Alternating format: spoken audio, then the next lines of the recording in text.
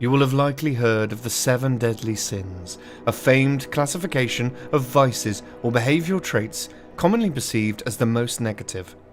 But did you know that according to some scholars, these 7 sins are each personified by a particular demon, a prince of hell, to be more precise?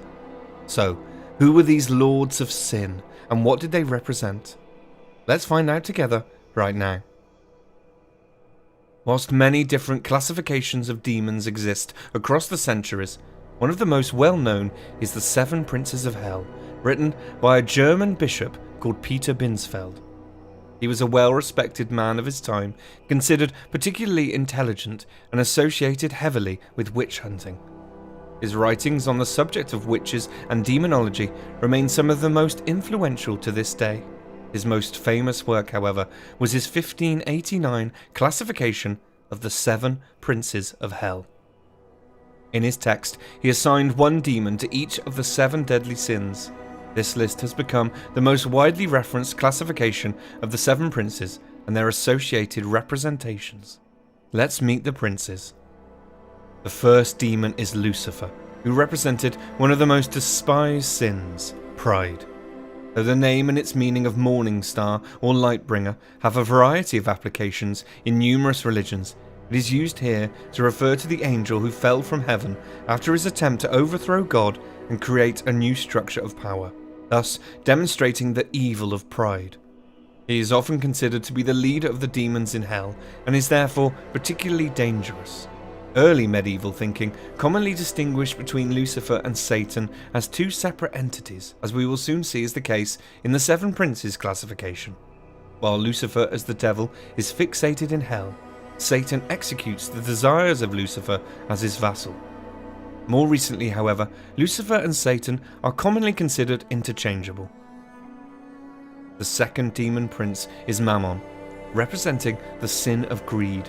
Another fallen angel, Mammon was greedy even whilst in heaven, and it was suggested that part of the reason for his fall was that he openly valued the gold streets of heaven above his feelings for God. Though more recent translations of the Bible tend to translate the word Mammon as literal greed or wealth, Binsfeld and others of his time viewed him as a demonic figure who lured humans to evil deeds through the promise of great wealth. The next prince of hell is Asmodeus, the demon of lust, often depicted with 3 heads, one of a bull, one of a human, and one of a ram, as well as a variety of other animal-like parts. The Book of Tobit claims Asmodeus killed the 7 husbands of Sarah on the night of her wedding, just before they were able to consummate the marriage, in order to prevent her marrying anyone else. He is also quoted in the Book of Solomon as claiming that he is always hatching plots against newlyweds. I mar the beauty of virgins and cause their hearts to grow cold. Named by Pope Gregory the Great as one of the fallen angels, Asmodeus was the punisher of crimes of lust in the classification of Binsfeld.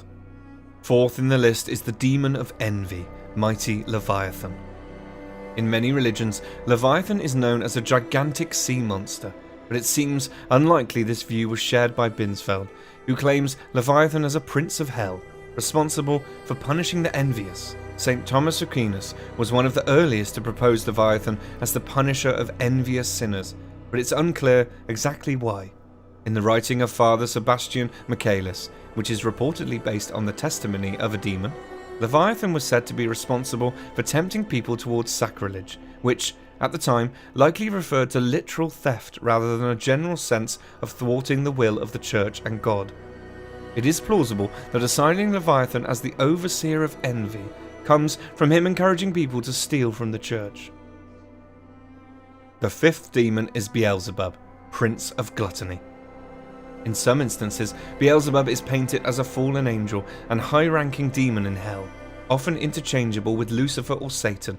Other sources name him as the chief lieutenant to Lucifer and suggest he played a role in the demon revolt against Satan. Beelzebub is known by a multitude of names, including Lord of the Flies and Baal. The reference to flies and or flying could be connected to his ability to fly, as well as his links to disease. According to other scholars, he was the demon representing either pride or envy, but Binsfeld associated Beelzebub with gluttony. The sixth demon is Satan himself, the Lord of Wrath. As mentioned earlier, Satan is often interchangeable with other demons, such as Beelzebub or most commonly Lucifer. But in the classification of the seven princes of hell, he is a distinct demon that represents the sin of wrath. Because Satan is often conflated with Lucifer, there's some overlap in their histories. Satan is also said to be an angel fallen from heaven for rebelling against God. Satan is translated to the adversary, in this case, the adversary of mankind. Whereas God is loving and wise, Satan is wrathful towards humanity. Often seen as the ruler of hell, Satan is therefore one of, if not the, most powerful demon. The final demon prince is Belphegor, the Lord of Sloth. It is perhaps unsurprising that this particular demon was chosen to represent Sloth, given his image is one of the least intimidating of the seven princes of hell, as he's frequently depicted just sat on a toilet. There is more to his story, however, as this prince of hell is also associated with trickery and deceit.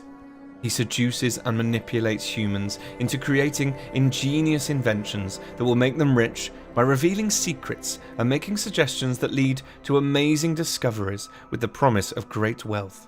But when these are complete, the wealth and esteem are snatched away by Belphegor. It is suggested that this promise of great wealth is connected to no longer having to work, therefore encouraging the sin of sloth or laziness. That completes the seven princes of hell, according to famed demonologist and witch hunter Peter Binsfeld. Each demon personifying one of the seven deadly sins. These figures have appeared in many different religious texts in a variety of forms across the years, often representing different ideas and associated with differing threats of punishment. But this particular classification maintains a popular place in modern thinking. I suppose only one question really remains.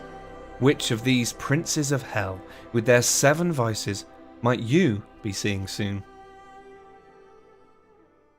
Hey guys, thanks for watching. If you enjoyed the video, don't forget to hit that subscribe button for more great stories. Cheers.